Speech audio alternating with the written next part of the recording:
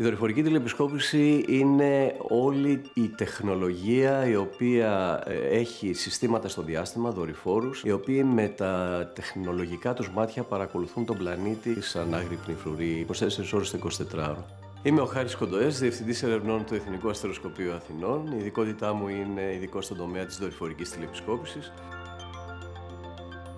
Το βασικό στην πυρκαγιά είναι να ενημερωθούν εκείνοι οι οποίοι έχουν την ευθύνη καταστολής της πυρκαγιάς έγκαιρα. Έτσι λοιπόν στο παρελθόν αυτό είχε την δυσκολία ότι αν κάποιος περαστικός δεν υπήρχε ή αν δεν ήταν μια πυρκαγιά η οποία συνέβαινε δίπλα ή κοντά σε αστικό τοπίο, η ενημέρωση αργούσε και η πυρκαγιά είχε ήδη εξελιχθεί.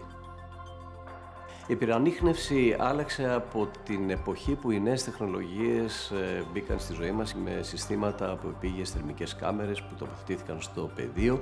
Στη συνέχεια εξελίχθηκε με το να υπάρχουν εναέριες παρατηρήσεις από αεροσκάφη τα οποία κάναν περιπολίες και εντάχθηκαν στην διαδικασία της πυρανοίχνευσης.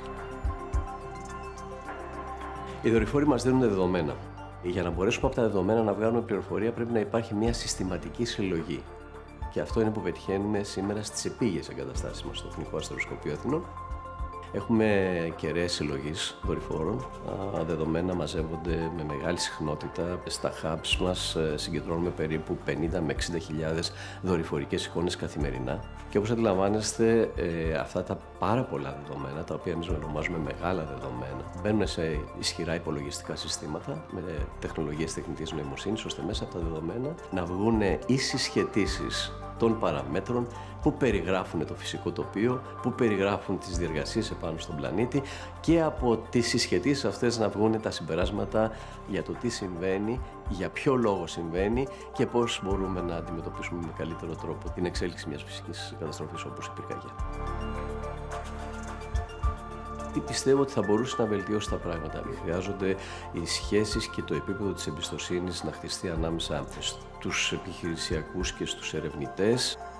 Αν αυτό το πράγμα επιτευχθεί, θα είμαστε σε μια καλύτερη συνθήκη στα επόμενα χρόνια, διότι αλλιώς δεν γίνεται. Η κλιματική κρίση είναι εδώ, τα προβλήματα είναι έντονα και όχι μόνο στον τομέα των δασικών πυρκαγιών, αλλά και σε πολλά άλλα φαινόμενα φυσικών καταστροφών.